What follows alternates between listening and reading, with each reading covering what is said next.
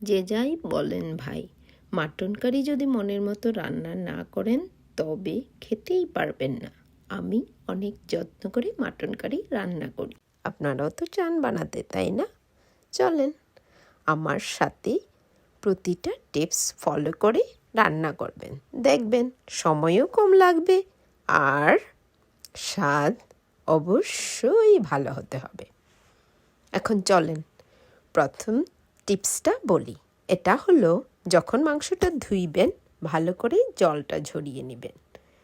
এইতে কি হবে, কষানোর সময় মাংসতে কখনোই জল উঠবে না। এটা হলো নাম্বার 1 টিপস। সবসময় খেয়াল রাখবেন যেন মাংসতে কষানোর সময় জল না ওঠে। বাকি 2টা টিপস আমি পরে বলছি। এবারে চলেন রান্নাটা শুরু করি। আমি নিয়েছি 600 গ্রাম খাসির মাংস, সাথে নিয়েছি 3-4টা আলু। আলুগুলোকে ভালো করে ধুয়ে এইরকম বড় বড় করে টুকরো করেছি। আর ফোড়নের জন্য নিয়েছি 4-5টা তেজপাতা, 4-5টা দারুচিনি, 4-5টা লবঙ্গ আর 4-5টা এলাচ। এবার আরও লাগছে পেঁয়াজ। নিয়েছি 4-5টা লাল পেঁয়াজ, ভালো করে টুকরো করে নিয়েছি। আর লাগছে টক দই, আদা মরিচ বাটা, এটা হলো রসুন বাটা, আর গুঁড়োর মধ্যে লাগছে মরিচ গুঁড়ো, হলুদ গুঁড়ো, লবণ, ধনিয়া গুঁড়া, জিরে গুঁড়ো আর পাপরিকা। এই উপকরণগুলো হলেই আমাদের হয়ে গেল।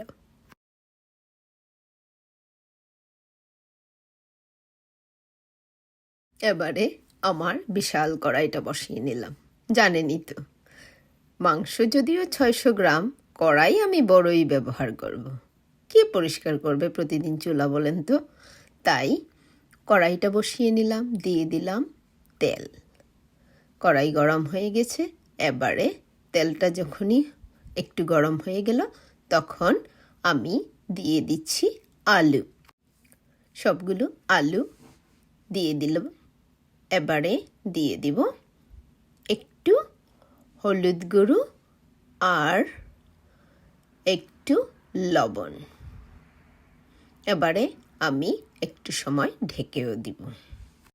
আলুগুলো হয়ে এসেছে, আমি আলুগুলোকে এক পাশে নামিয়ে রেখে দিচ্ছি। এবারে আমি একই কড়াইয়ে দিয়ে দিব তেল। তেলটা যখনই গরম হয়ে আসবে আমি দিয়ে দিচ্ছি 4-5টা তেজপাতা। তেজপাতাটাকে ভালো করে ভেজে লাল হওয়ার পরে আমি দিয়ে দিব 1 চামচ মেথি ফোড়ন। এটা আমি স্পেশাল ইউজ করি। আমার কাছে পেঁয়াজের সাথে মেথি ভাজাটা এত সুন্দর গন্ধ হয়, আপনি দিলেই বুঝতে পারবেন। যদি কখনো না ট্রাই করে থাকেন, এবার অবশ্যই ট্রাই করবেন। আমি 100% গ্যারান্টি দিচ্ছি আপনি পছন্দ করবেন। এবার আমি বাকি ফোড়নগুলো দিয়ে দিলাম।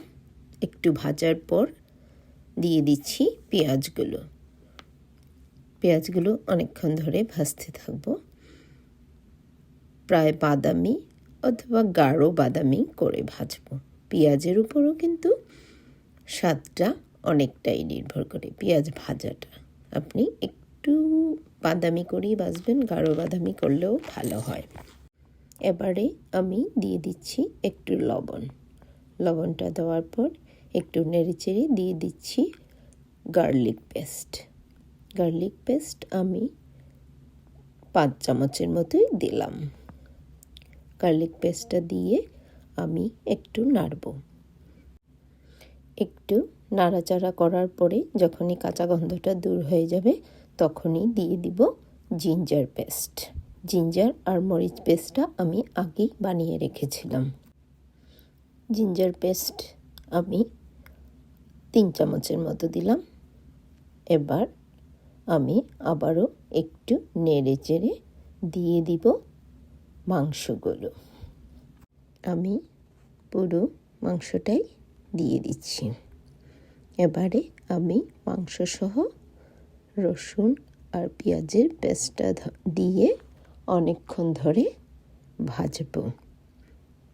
এই যে দেখেন আমি ভাজতেছি, আমার গৌটে কিন্তু কোনো তেল ওঠেনি। এবারে আমি দিয়ে দিলাম টারমারিক পাউডার, হলুদ গুঁড়ো, তারপর দিচ্ছি রেড চিলি 2 চামচ।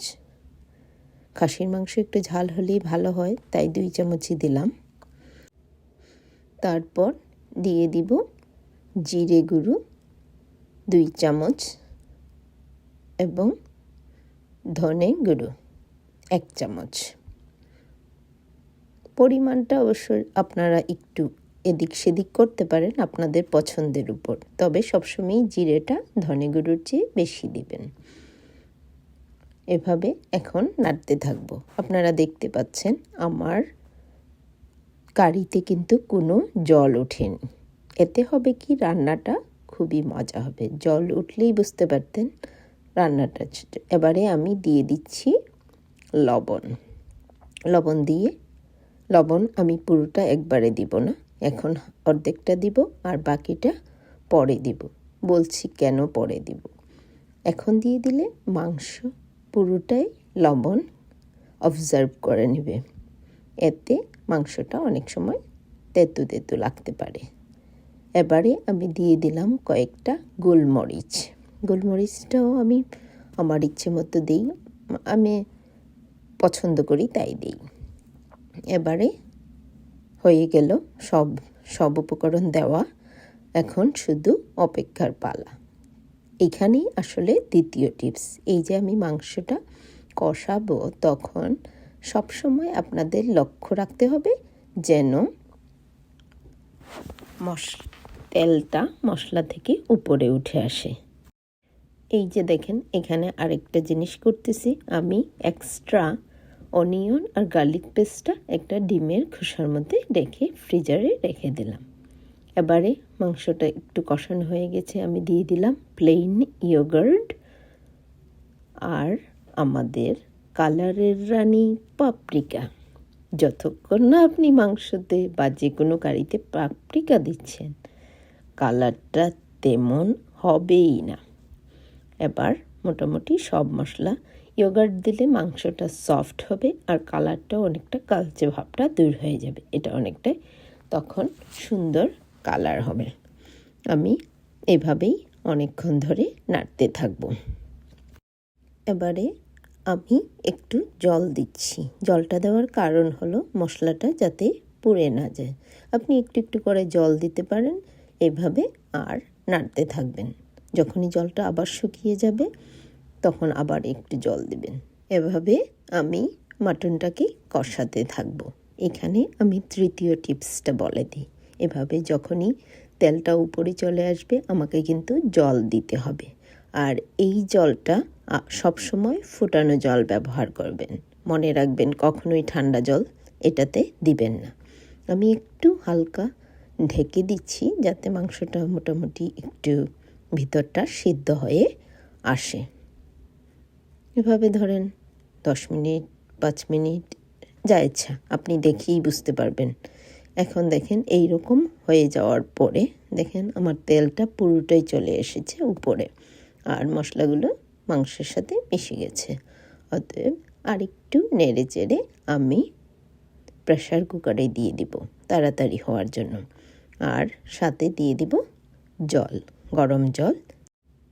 এখন আমি আলুগুলো মাংসতে দিয়ে দিচ্ছি। আলুগুলো তো আগেই ভেজে রেখেছিলাম, এবার দিয়ে একটু নাড়ব।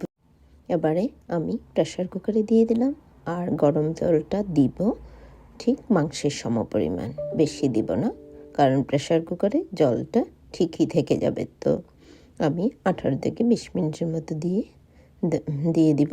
আর এখন দিয়ে দিব বাকি লবণ, 1 চামচের মতো আরও লবণ লাগবে, আমি সেইটা দিয়ে দিলাম। আমি সমপরিমাণ গরম জল দিয়ে প্রেসার কুকারে ঢাকনা লাগিয়ে দিব আর অপেক্ষা করব 18 থেকে 20 মিনিট। আপনারা অবশ্যই কমেন্টে বলবেন কেমন রান্না করলেন আমার সাথে।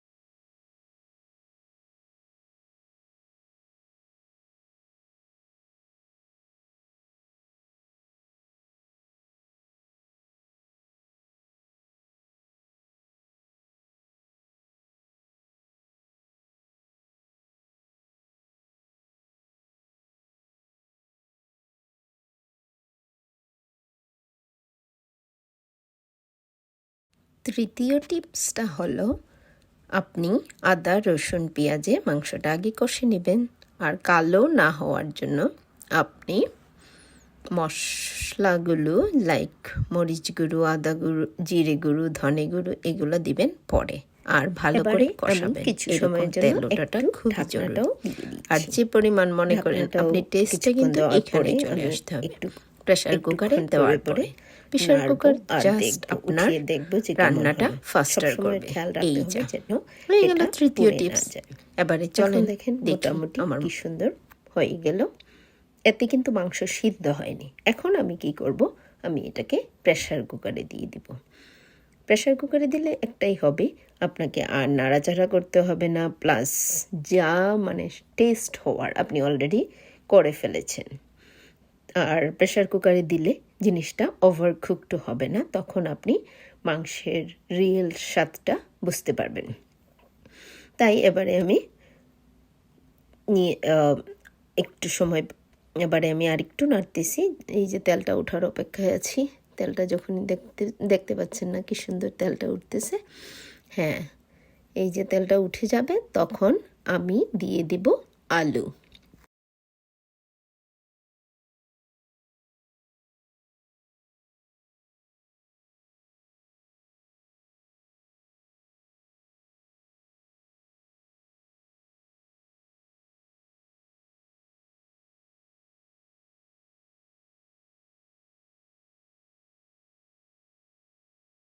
আলুটা দেওয়ার পরে আমি আবার একটু নেড়ে চেড়ে, আলুটাতে যাতে একটু মাংসের গন্ধটা ঢুকে বা এরকম, বা একটু লবণটা ঢুকলো, এই জন্য একটু আলুটা দিয়েও একটু নাড়তেছি। না নাড়লেও সমস্যা নেই, তবে আলুটা দিয়ে একটু আমি নাড়তেছি এবং কিছু সময় রাখবো চুলায়।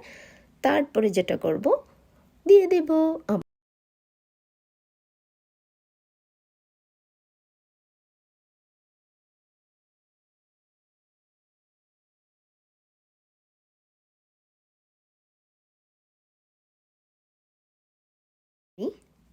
প্রেসার কুকারে ঢেলে নিলাম। আর জলটা দিব ঠিক যতটুকু মাংস তার সমপরিমাণ, যেন উপরে না ভাসে পাই। দেখতেই পাচ্ছেন মাখা মাখা ভাবে আমি জলটা দিয়ে দিলাম। তারপর আমি ঢাকনা লাগিয়ে দিয়ে দিব প্রেসার কুকারে 20 মিনিটের জন্য। 20 মিনিট, 18 মিনিট, 15 মিনিট ডিপেন্ড করে মিটটার উপরও নির্ভর করে। আপনি যখন রান্না করবেন বুঝতে পারবেন, যখন আপনি মাংসটা কষাবেন তখনই দেখা যাবে গোটটা আসলে কেমন। এই যে আমার হয়ে গেল জল দেওয়া। আমি এবারে প্রেসার কুকারের ঢাকনা লাগিয়ে 20 মিনিটের জন্য দিয়ে দিচ্ছি। আমারটা আজকে 20 মিনিট লাগবেই মনে হচ্ছে। অতএব হয়ে গেল গোট রান্না। আশা করি আপনারা এনজয় করবেন।